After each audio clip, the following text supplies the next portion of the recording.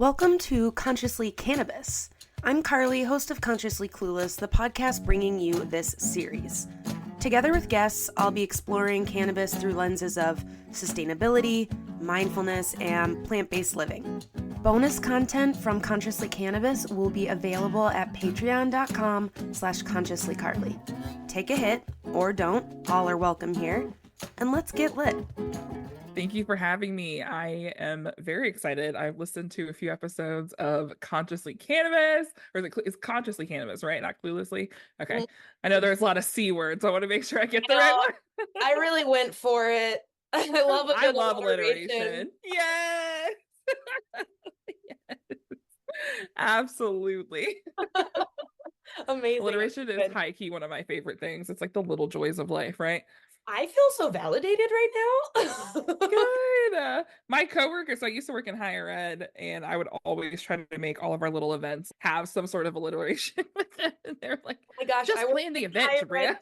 Is that where this came from? Wait, did you really? Were you on academic affairs or student affairs?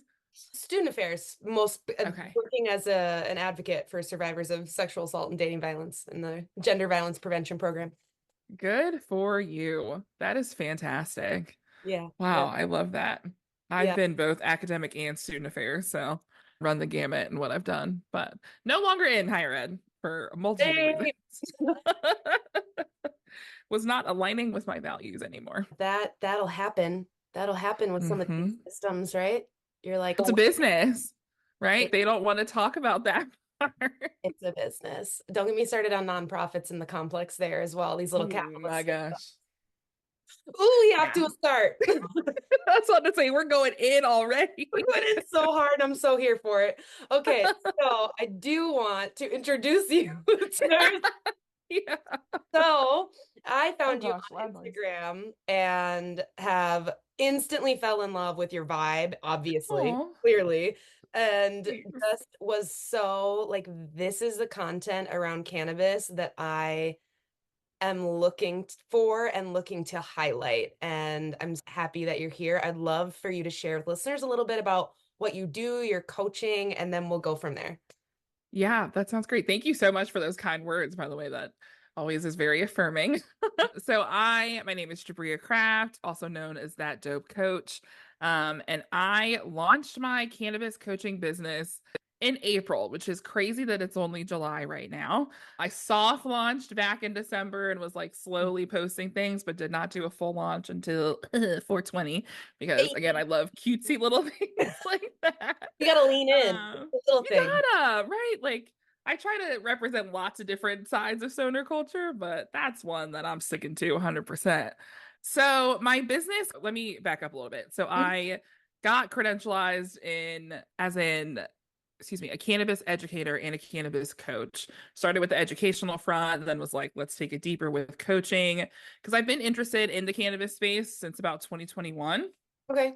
But wasn't really sure like how to go about getting into it.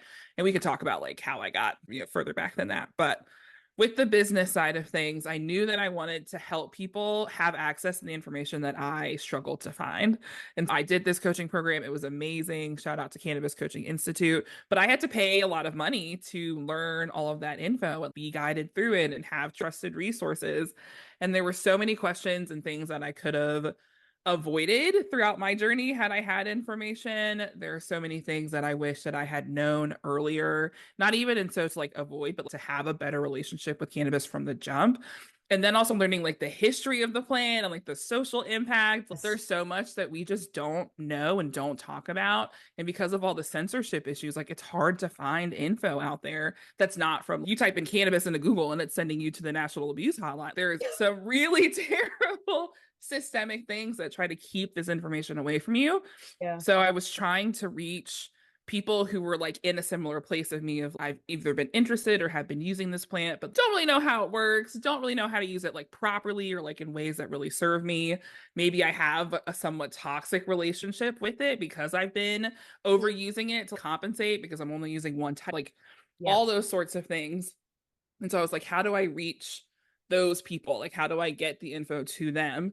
And so I was like, let me just start answering questions that like I wanted to know, and like just started posting content about that and had a couple of posts go viral, which is a very surreal experience to happen.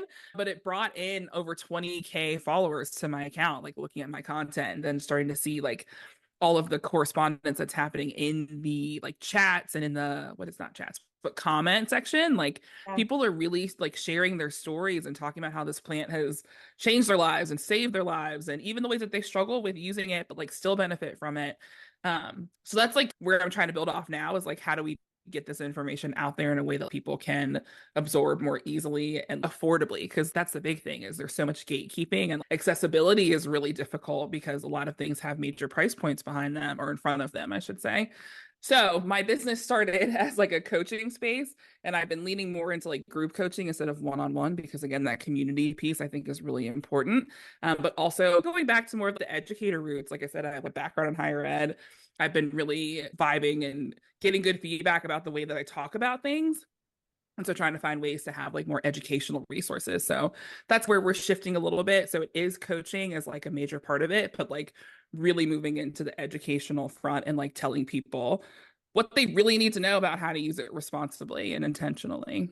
That was a long-winded answer, but that's where I'm I at. asked you. Yeah, true. That's so beautiful. And I relate in some ways in terms of actually starting this podcast. I was vegan, I was learning about the earth and the climate and all, it's all connected and all these things, and everything that I Yeah. started learning and all these places I was going, I was either really overwhelmed or I was feeling like you had to be perfect to show up in these spaces. Oh, that And part. not that we don't need accountability. That is different. But this idea that you need to arrive at the conversation, whether it's veganism, whether it's environmentalism or whatever, and already have the knowledge, I was like, wait, that don't make sense. This is where we get the info. Mathing, I think is what they say, Right. or something. Make it make sense, right?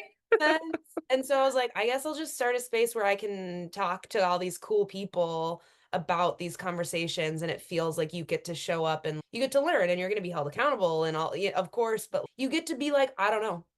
I didn't know. Exactly. Oh, I love that.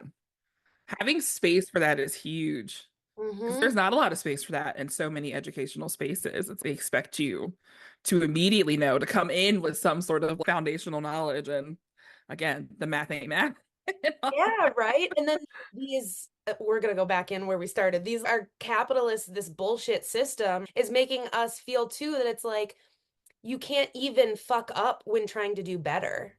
I've had so many Yeah. conversations with people where it's, I'm just learning about this atrocity in the world, and I'm actually scared to ask a question about it or XYZ. And it's, we are so individualistic and on our like pulling ourselves up by our bootstraps and whatever Oh my else, God, I hate that that then phrase. we're even scared to ask for help or say I don't know, or say like, I'm so sorry my privilege kept me from this conversation, but I really want to show up now.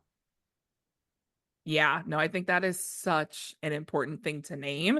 It's like the lack of safety to learn, because there, and I don't mean like physical safety, but Yeah. like the Yeah. social, like in the social sense of the people really do punish you for not knowing something. And it's like, how are you supposed, I don't know about you, but like I learned by someone teaching me something. Like, No, for me, it's through osmosis, actually. It's just, got just sucking it all in through the air. Yep. No, it's, I wish maybe one day AI is already doing that as we speak, but it is really important to create and have spaces like this podcast, like what we're doing with our businesses, to help people learn this information that they can then use.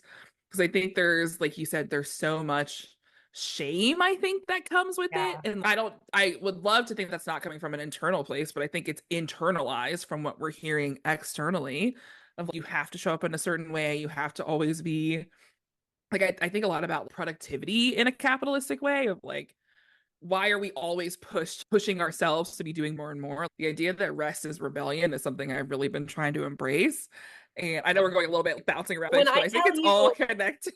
when I tell you I have 3 tabs up right now about self-care as an act of resistance, what is mindful resistance? The mindful revolution. Yeah, I'm like, so right now, I'm like, I do a solo episode once a month, and I'm like, I think I need to talk about mindful resistance and like really showing up in a mindful way, and how that is like really pushing against this culture and decolonizing our own minds.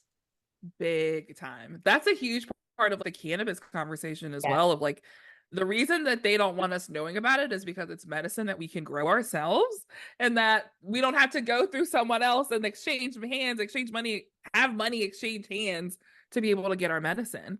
They Mm, literally built it into the system where you have to go mm. through some sort of paywall, through some sort of credentialized person.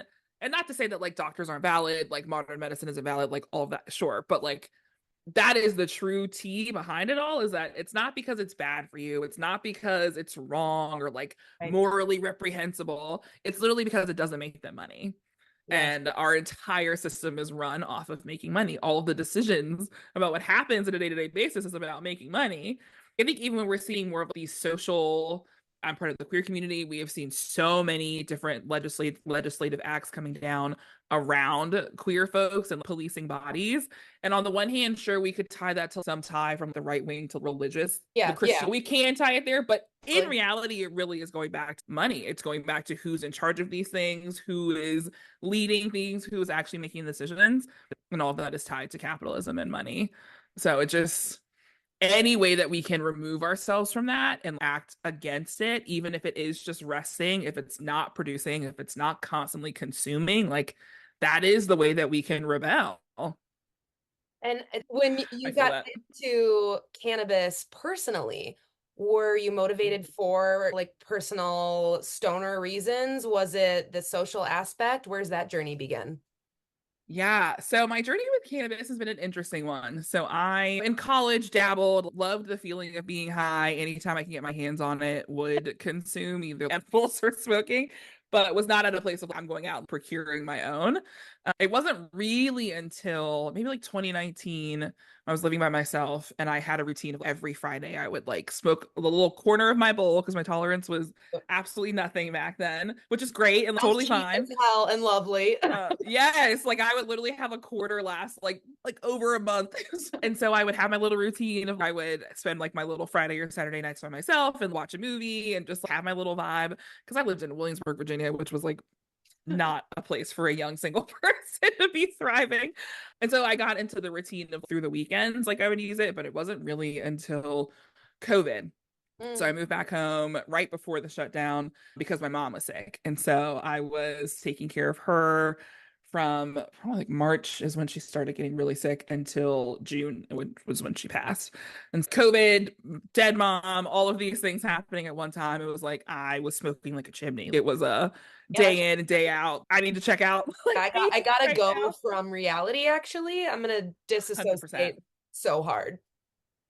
Yeah. Literally the goal and was successful, right? And I think I give myself a lot of compassion for that time because for a long time I was giving myself a lot of shame Mm. around that time and space, but shifting it to I did what I needed to do to get through that time. It didn't harm me. It literally in a lot of ways saved my life and there were some dark times during that year, but I really not only just enjoyed the feeling of being able to check out, but once I started getting into therapy and we started developing some self-awareness around like how it was helping, I realized that it was, I always equate it to like a thunderstorm. So like when I was completely sober, just like navigating day to day, it was like constant rain, thunder, lightning, hail, like all of the things happening at once. Whereas when I would smoke, and at that time I was only smoking, that's not true. I did edibles. I started getting edibles later in that year, but mainly smoking.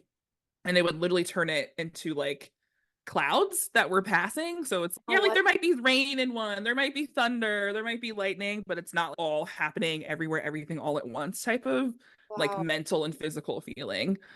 And so that was really powerful when everything was so freaking heavy to have it lifted a little bit to where I was able to sit with it. And not to say that I wasn't still super fucking sad and like really going through the biggest loss of my life while being isolated from like everyone I know and love.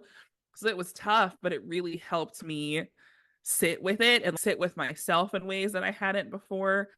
And then once I started using other mindfulness and like wellness practices like meditation and yoga and journaling and like shadow work and getting into like some really deep stuff because my entire identity was tied to my relationship with my mother at that time. So losing her was like literally losing, I Yeah. didn't know who I was. And so having to like completely learn me, relearn me, unlearn a whole bunch of toxic shit. And she did her best and she did an amazing job. But she was a boomer mom. Like she Yep. had Yep. me traumatized in some ways. And so there was just a lot of things that I had to work through and figure out who my authentic self was. I don't credit weed to that or like cannabis, but I do. It was the best tool I could have used during that time. And so after we're getting into 2021, I'm into my groove. I'm starting to come back to life, so to speak. And I start asking questions of just what is happening? What is the mechanism like in my body, like of what's actually going on? Because I have a background in kinesiology from William Mary. So I'm very science minded in a lot of ways. Yeah. Give me a study so I can see. Yeah, like, totally. I want the peer reviewed studies on this. And so I went to Google and I'm like, how does cannabis work in the body? And of course, the first thing I get is the National Substance Abuse Hotline coming up and like nothing all of these better just to like shame you than trying to find information and getting, you're a drug addict. Like front fake, like, you know how normally they just come up as links, like this is like a if you need help, call this number sort of thing. And it still pops up when I'm Googling stuff sometimes and it just throws me for a loop. But nonetheless, it was hard to get like clear information. And so I started reading books and following more cannabis people and following more cannabis podcasts and things like that. I just wanted to learn more about what was happening. And my gateway to that was through edible. So it was like, let me learn about infusions because that seems to be, you know, the best place to get the majority of information I had access to at that time.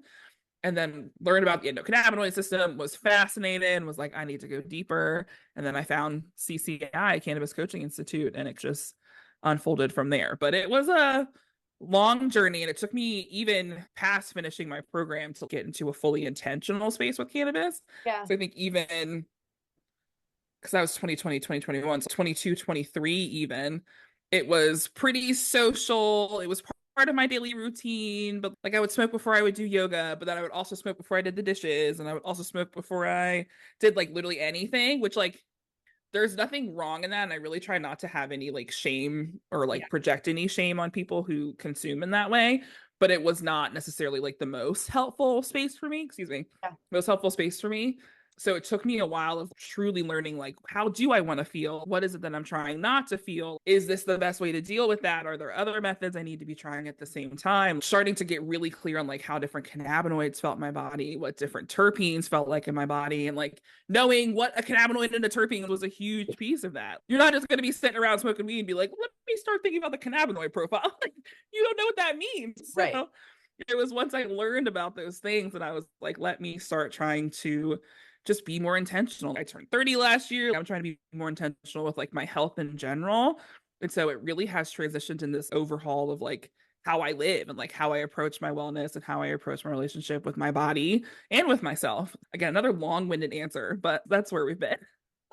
No, I'm so here for it. And I think there's so many pieces that come with that shame around cannabis. Like it's deeply embedded, it's cultural, it's systematic, it's racist as hell. It's all the things, right? And that internalization makes these conversations hard with you when you're in those beginning stages, which part of the reason Consciously Cannabis, once it was legal in Minnesota, I was like, whatever, everyone pretty much knows I'm a big old stoner, so like why not be educational with it? Like why not learn about it? But there's so much shame and weirdness still. Is that part of your coaching to help people be able to talk about that? Shame is probably one of the things that comes up the most in the DMs that I'm having, the conversations, the workshops that I'm doing, because I think, look, the government has done a really good job of making us believe that this plant is bad for you. If you grew up during DARE or anything like that. It didn't work for me. Did it work for you? Not even a little bit. I still think about Flat Jill sometimes. I'm like, I wonder how she doing. Because I'm doing good over here. I'm back in my hometown, and once in a while I see the officer that taught our DARE program, just like, sir. Oh my gosh. If only you knew, right? But yeah, I think shame comes up a lot because they've done a very good job of making us think that this plant and using it is bad. And I think a lot of that, for me, what has helped the most and what I try to help people with is getting the factual information about how this plant is medicine, how long this plant has been used for medicine, why they stopped letting it be used for medicine. Like when we really look at the facts of the history and even the current scope of what it's capable of doing, that is, I think, where people see the biggest shift of, oh, okay, like this, you're showing me facts and figures that I can actually like back up and find in a book, find studies about, have experience, but maybe don't really want to admit out loud. But I think for me, the biggest breakthrough for that like stigma, that shame, that like self-judgment is to educate yourself, like to really learn so you can start gaining confidence. And no, I know why I'm using this. I know how it helps me. I know how it works in the body. I know y'all don't want me to know these things. And I know why. Being able to really equip yourself with that, it really boils down to values wise. Do your values align with capitalism? Do they align with racism? Do they align with greed?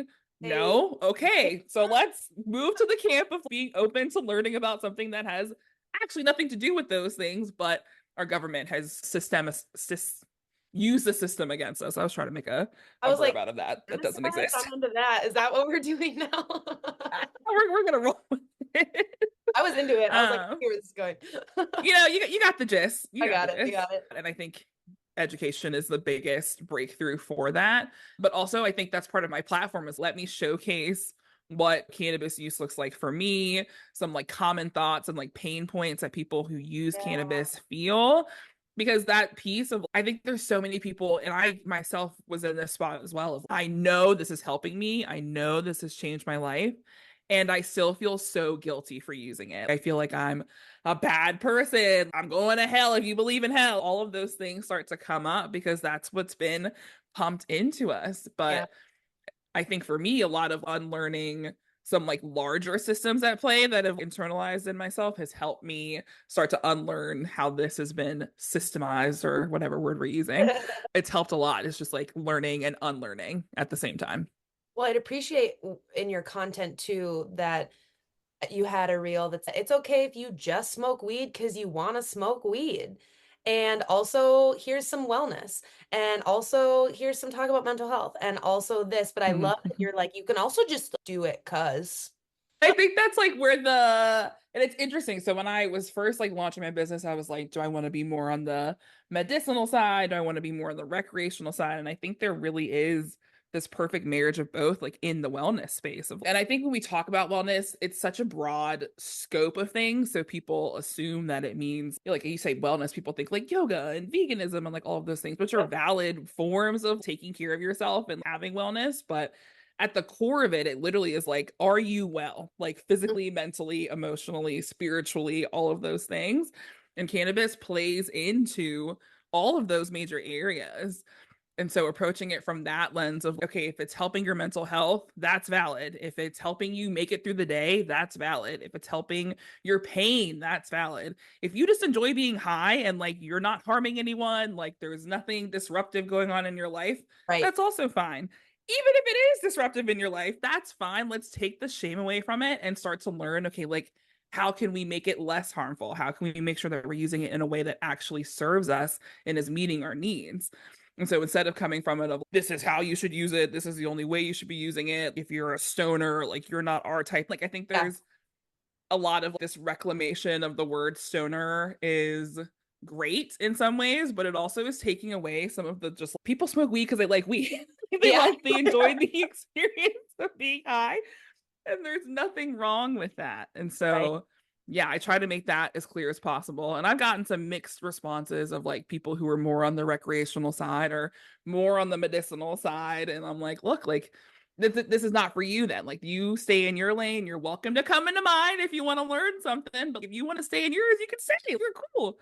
So that's very much the approach I've taken with social media because everybody's got an opinion and they're not all meant for me. They're more about them, to be honest. I need that constant reminder. I'm going to hear those words right now. Look, it's hard blocking people. And I try not to block that often. I try to either, because I'll have some people who will be upset of using the word gardener, for instance. There are some people who just use cannabis, just say smoking weed. Like some of it's algorithm related too. Like this, it's not like you don't know what you're doing. Sorry. Yeah, absolutely. Let's have the conversation about why I have to use this word. It's because it's censored on this app. Let's talk about why that censorship happens. It's because they censored it in this country. You know what I mean? We can really start to have a conversation about it. And I've even had that with some people who've been like, damn, I appreciate you explaining that. I really was just frustrated because there's such a stigma against stoners. And so I think some people who are true, like OG type stoners are like, why are you trying to reclaim it as this new thing? But it's let's just make it accessible for everyone in whatever way that works for them. Yes, I'm using words like I prefer to use cannabis. I prefer to say cannabinoid and use the actual terminology. But if I want to get in front of people, I have to play the game and I have to say gardener and like molecule and stuff like that. I'm smoking Zaza. Whatever helps us get in front of the people, because that to me is more important, because then I can actually teach them something versus I think sometimes it's easy to be on that hill of I want to use the words, I want to like use it the way it's meant to be, and I get that. And unfortunately, we're just in a day and time where you're just not going to reach as many people. Like it's not, or not as easily at least. So those are all things that come up as well. But I try to help as many people as I can, and I try not to block folks. But some folks just be wilding and saying some folks need to be blocked. They woke up and chose violence. The fact that you took time out of your day, I've never understood that about trolling in general. I'm just like, my gosh. Just the other day, I was like, veganism really pisses people off. And I get it, whatever. But that's a whole nother conversation. But I don't get it, but I'm glad you do. Comments, I don't. That was a lie. I don't get it. I get people just being, I guess I get people being trolls for the sake of trolls. Yeah, that part. Yep. But like, I sometimes get the wildest shit, like crazy ass stuff that I'm like, I don't have enough time in my day to tell all the people that I love and enjoy that they're doing a good job, let alone do I have time that to be like, though. You're making me mad. And you said you ate a salad today, and that's not right. And I'm just like, what are we doing? Y'all know the world's on fire, right? We could join forces a bit here. What? Whew. I'm in that space right now when people ask how you're doing. I'm trying to be more honest with personally. I have so many beautiful things going on in my life. And then collectively, I'm like close to throwing up all the time. And trying to hold both of those is this constant negotiation. It's a struggle because I think I have a tendency to go really all in with something. Same. And it becomes fully consuming. And then we're in that space of, okay, the way that I'm going all in about this isn't actually moving the needle. And I really am powerless in this. So now I have to deal with that part of it. There's a lot of space of like, how do I show up in ways that honor my values, honor what I believe is right and needs to be changed in the world, do what I can to move the needle a tiny bit, and still take care of myself, celebrate that and have gratitude for the things I do have in my life without feeling a guilty you know what I mean? It's a tough balance to strike for sure. I have been using a phrase pretty nonstop. It's not anything wild. I saw it on an account. I want to say Mamas Matter here or something first. It's been used as a phrase. It's take action, take care, repeat. And it's so simple, but I just keep thinking about how, yes, self-care alone, what are you doing? What are we doing? Okay, fine. Action for the collective alone, you're going to burn out and you're going to lose your marbles. But both, and then just repeating that pattern is like the vibe I'm trying to work with right now. And I think it's another reason I was drawn to your content is that more and more I am making sure I'm phrasing and talking about things that like this individual action is actually for collective change and actually for like that yes, is you composting alone or eating more plants solely by yourself going to save the world? No, I'm not an idiot. But how is it connected to a system? How is it here and there? And I love that you did a reel recently about rescheduling is not enough.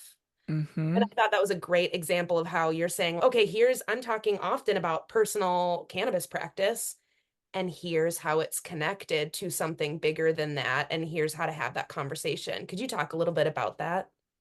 Yeah. So that, for people who don't know, I can't remember if you've talked about this on the podcast, so I apologize if it's repetitive. Fine to go back. Refresh some memories. Yeah. So right now, cannabis is Schedule 1 on the drug schedule in the United States. It's up there with like cocaine, heroin, methamphetamine, like drugs that have very well-known detrimental harm with no benefit. Why alcohol isn't on that list? That's a whole other conversation. But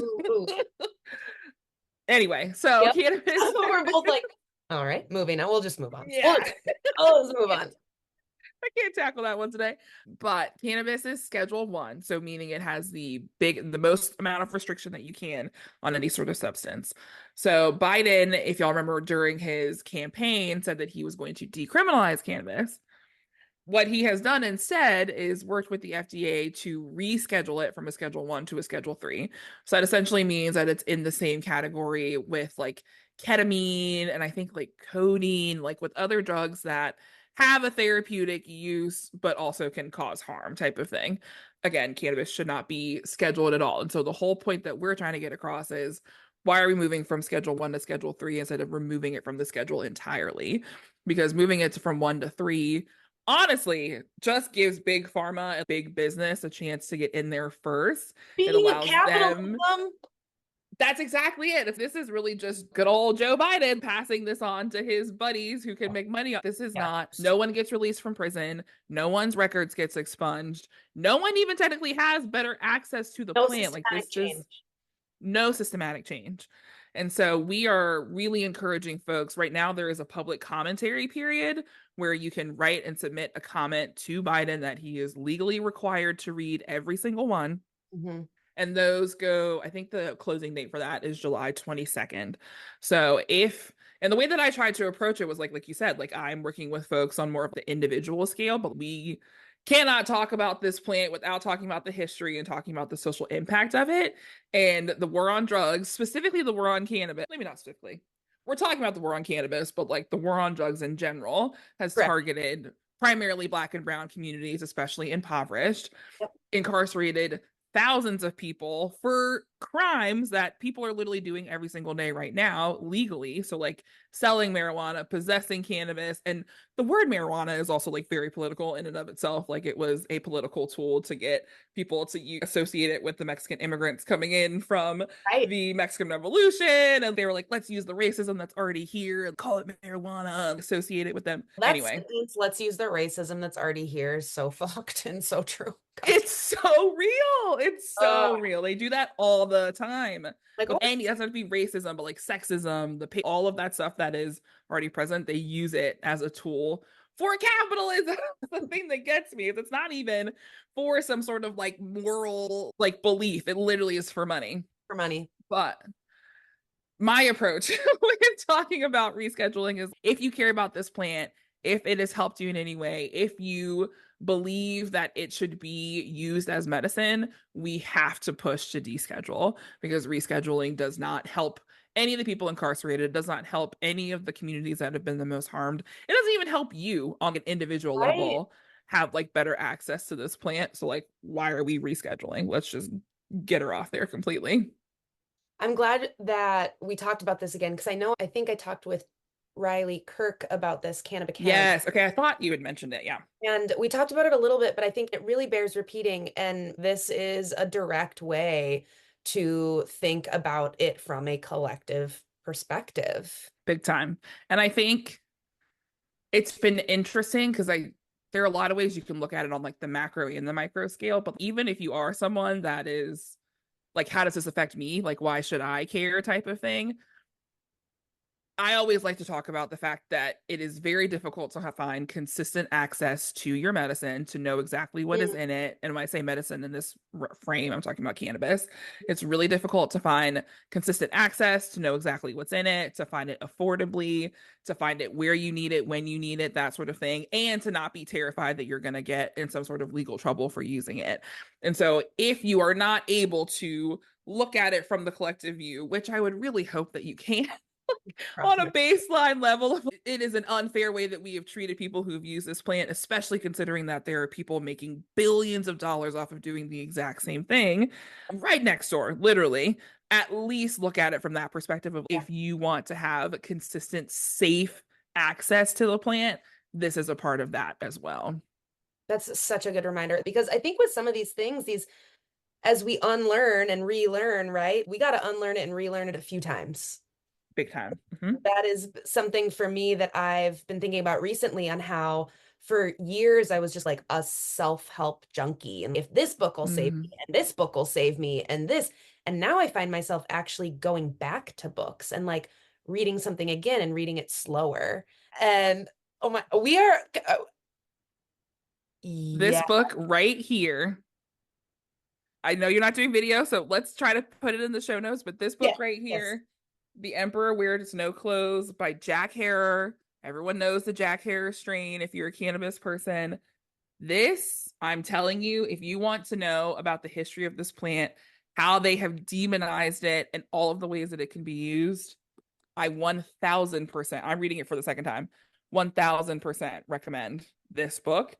And so I love that the comment about going back to the basics with books, because I think it is easy to overload yourself with information and then start trying to use little bits of it. But like you're going to lose the majority of what you absorb because you've so much, like a sponge, right? Like it can only hold so much.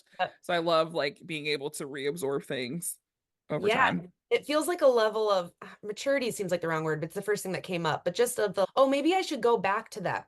Maybe I should return. Maybe I should think about that again instead of like new information. Like Mm-hmm. maybe I can slow down. And I think cannabis has helped me with that too. Yeah. No, that In makes sense. in slowing down and being able to be like, yeah, no, I can return to some of this information. And that doesn't mean I'm going backwards. It actually means I'm deepening that. Oh my gosh, that part.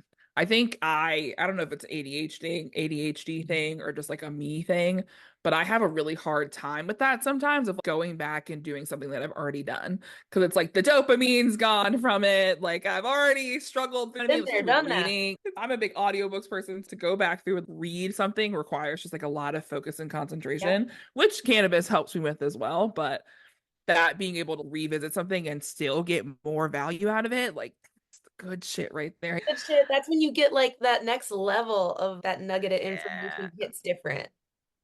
Mm-hmm.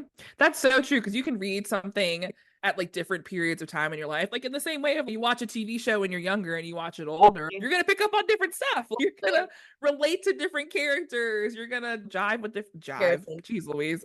You're gonna vibe with different storylines and things like that. And I think that very much is true for just informational and even self-help, like all of the tools and resources that have helped us in the past can probably help us in different ways as we move forward.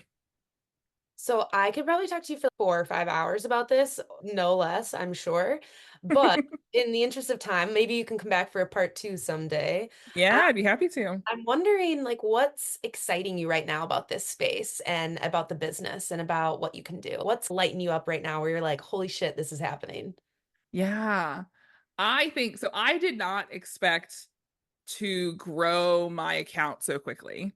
I Yeah. had a goal right before the first post went viral. I think I was at my goal was to get to 420, again, a 420 reference followers by the end of April. And I didn't even hit that. I was still in the 300s. And so Mhm. to now be with this much larger following, the community that is being built out of that Hmm. has been life-changingly wonderful, just in the way of the fact, like you said, lights me up. It is something that gives me joy every day. I'm getting different DMs, different people commenting, and so I'm really thinking about like how do I build a community space where we can be candid about these things and talk about what's working, what's not working. Someone's having an anxious moment, a space where someone can go to talk to someone and be like, hey, it's too much, I'm tripping out, can someone talk me through this type of thing? A space where we can really share our experiences without the stigma, without the shame and judgment and all of that, and be able to learn from one another. That's the Right. point of like group coaching and like the educational resources that I'm putting out there soon. Like all of that is really just to empower people to be more confident and use it intentionally in ways that serve them. And so I think that really happens best in community. For me, even it was being a part of my coaching program and talking to another person in the course. And I tried this thing, this didn't work. Has anyone tried this? I'm having this sort of symptom. Being able to just talk to people and get not only like the validation, but also the information that you're looking for is something I'm trying to build. So like I am in the process of looking through like different platforms to build a community space that won't kick us off because of censorship. So that's like the struggle piece with it. But that is what I am most excited about right now is getting a community space where we can like truly be our stoner selves, whatever that looks like an I, intentional stoner, a classic stoner, both at the same time, like a newbie, like you anyone who wants to come talk about it and talk about their experience can do that. So that is what I am the most excited about. I also am launching my first, I think I mentioned this in the beginning, but my first group cohort starts on Thursday, and I'm really pumped about that. I adopted my one-on-one coaching model to work for a group space. And so it's 90-minute sessions for 6 weeks. And we talk about, first of all, it's like setting goals and getting really clear on what is the desired state and what are the roadblocks that are like preventing us from getting there, and starting to dial in on what a cannabis routine looks like with different cannabinoids and different methods that's individualized based on what the person needs. Yeah. But then we also talk about like movement, we talk about nutrition, and we talk about stress and sleep management. And that's like the first bulk of the program. But then the last 2 weeks are really like, how do we work on the internal piece? So like, how do we use things that we know about ourselves, like our inner saboteurs? And if you're a spiritual person, like what's your human design telling you? What's your astrology sign telling you about how you navigate things? And how can we use that to make these habits and routines sustainable and start to break down some of those like internal beliefs that hold us back? So that is like my shit right there. Like I love talking about all those things. I need to get better about advertising it. Yeah, because people don't know that I do. Damn, those are all things I love. Yeah. So that's what's exciting me right now about the future, is doing more of those cohorts and getting the community up and going. I don't say this lightly. I know I already complimented you. I'm going to compliment you again. You have to hear it, but I really appreciate your content, and I am not surprised in the slightest that you have grown so quickly, because oh, thank you. I'm like pulled towards that authenticity, and you are like nothing but yourself. And that is hard to accomplish and to feel from others online. And so I'm just so excited to see like what space you will continue to grow. And I'm honored to even be on the fringe of it. Oh, that is unbelievably kind. It means a lot to me to hear that authenticity is what comes through, because that is my top value, and something that has taken me like since my mom passing to really figure out what that even means to me. So to know that is what's coming through means a lot, and I really appreciate you saying that. Yeah, of course. Well, speaking of community, if you have just a few minutes, we can smoke together for my Patreon community a few Yes, today. absolutely. I actually have some Jack Hair that I have already rolled up, so that's perfect. Thanks for listening to an episode of Consciously Cannabis. If you're not ready for this episode to be over, don't worry. Every Consciously Cannabis episode has bonus content. Sometimes guests and I will smoke together. Maybe you'll see some of my friends and I toke up. Who knows? Go to patreon.com/consciouslycarly and get all the bonus content. And thank you so much for listening to this new series. If you enjoyed it, remember to hit subscribe wherever you listen to your podcast. Share it with a friend. Tell someone you know. Anything helps, and I so appreciate it. See you next time.